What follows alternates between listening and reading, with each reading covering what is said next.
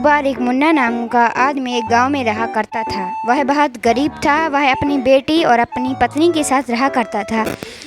उसकी पत्नी उसकी गरीबी की वजह से बहुत चिड़चिड़ी थी। उसने एक दिन मुन्ना से कहा, देखो जी, घर में कुछ खाने को भी नहीं है। मैं ये कह रही थी कोई तुम काम धंधा ही कर लो जिससे 4 पैसे आ सके।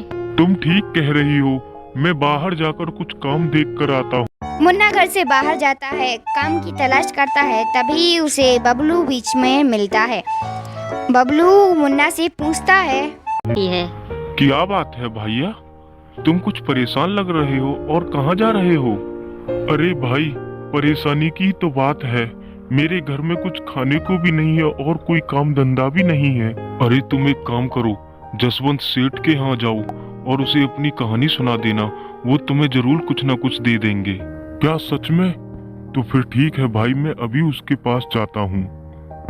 बबलू से मिलने के बाद मुन्ना सेठ जी के घर के लिए चल देता है। वह देखता है कि सेठ जी अपने बेटे के साथ खड़े हुए हैं। वह उनसे बात करता राम है। सेठ जी, राम राम राम राम। अरे भाई, कौन हो तुम? मैं तो तुम्हें नहीं जानता।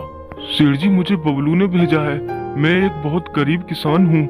मेरे घर में कुछ खाने को भी नहीं है। तुमने यहाँ कोई खैराती खाना समझ रखा है? चले जाओ यहाँ से। आ जाते हैं मुंह उठा उठा के। रुको बेटा, ये यहाँ खुद नहीं आया, इसकी मजबूरी यहाँ इसे लेकर आई है। अरे पापा, मैं जानता हूँ ऐसे इंसानों को, पैसे के लिए कुछ भी कर सकते हैं। अच्छा भाई, तू ये बता, क्या परेशानी है तुझे और यहाँ किस लिए आया है? मैं क्या सहायता कर सकता हूँ तेरी? सेठ जी, अगर आप मेहरबानी करके मुझे कोई नौकरी दे दें तो मेरे परिवार का पेट पल जाएगा। मैं बहुत उम्मीद लेकर तुम्हारे पास आया हूँ। सेठ जी, प्लीज मेरी सहायता कीजिए आप। पापा, आप इसकी बकवास सुन रहे हैं, भगाइए यहाँ से। देख भाई, तेरे जैसे इंसानों को मैं बहुत अच्छी तरीके से जानता हूँ। तुम लोग पैसे के लिए कुछ भी कर सकते हो। मैं तुम्हें कोई नौकरी नहीं दे सकता। चलो जाओ यहाँ से। नहीं नहीं सेठ जी, मेरा यकीन कीजिए, मैं बहुत उम्मीदों से तुम्हारे पास आया था।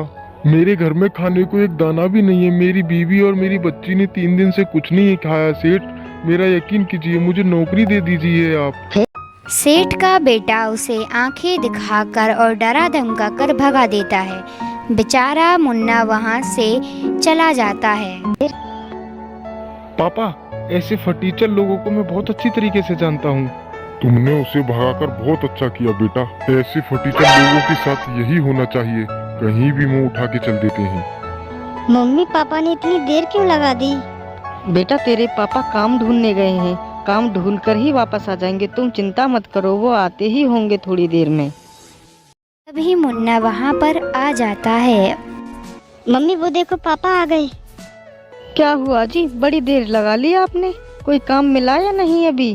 सावित्री, हमारी किस्मत में धक्के खाना ही लिखा है। मैं एक सेठ के पास गया था, उन्होंने मुझे बेइज्जत करके भगा दिया। कोई बात नहीं जी, गिरे में सब लात मारते हैं। आज हमारी किस्मत खराब है, इसलिए कोई हमारा साथ नहीं दे रहा। ठीक है सावित्री, मैं बहुत थक गया हूँ, जाके आराम करता हूँ। फिर मुन्ना थक कर अपने कमरे में चला जाता है। अगले दिन वह दिखता है कि सेठ बारिश में भींचता हुआ आ रहा है। अरे, ये तो वही सेठ है जिसके घर पे मैं नौकरी मांगने गया था। लगता है ये बारिश से परेशान है। मुन्ना सेठ को बुलाता है। अरे सेठ जी, बारिश में मत भीगिए, आप बीमार हो जाओगे। मेरे घर के अंदर आ जाइए, जब बारिश चली जाए तब चले जाना। सेठ मुन्ना को देखकर सोचता है, अरे, ये तो वही आदमी है जो मेरे घर पे नौकरी मांगने आया था और मैंने इसे भगा दिया था। चलो थोड़ी देर इसी के घर में काट ले। फिर सेठ मुन्ना के घर चला जाता है। मुन्ना उसका बहुत ही अच्छे से स्वागत करता है। सेठ जी, ये मेरा घर है, यहाँ आपको कोई परेशानी नहीं होगी। अरे सावित्री, देखो कौन आया है, जल्दी आओ। तभी मुन्ना की बेटी और उसकी पत्नी वहां आती है और उसकी बेटी बोलती है, क्या हुआ पापा? और ये अंकल जी कौन है तुम्हारे साथ? अरे बेटा, ये वही सेठ हैं जिनके घर पे मैं नौकरी मांगने गया था। बेचारे बाहर बारिश में भीग रहे थे। नमस्ते अंकल जी। नमस्ते बेटा, नमस्ते। अच्छा ठीक है, आप लोग बैठिए, मैं अभी चाय बना कर लाती हूँ। अरे नहीं नहीं भाभी जी, चाय रहने दीजिए।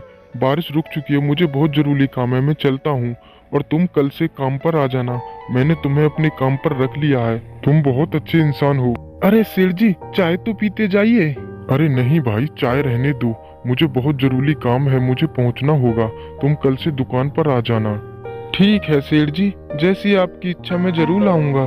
फिर सेठ वहाँ से चला जाता है और मुन्ना की पत्नी बोलती है, सुना जी आपने, सेठ जी ने आपको नौकरी दे दी।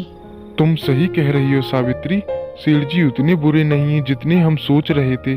उन्होंने नौकरी देकर बहुत अच्छा काम किया है। इस कहानी से हमें शिक्षा मिलती है कि कभी भी किसी की अमीरी या गरीबी देखकर उसकी ईमानदारी का अंदाज़ा नहीं लगाना चाहिए।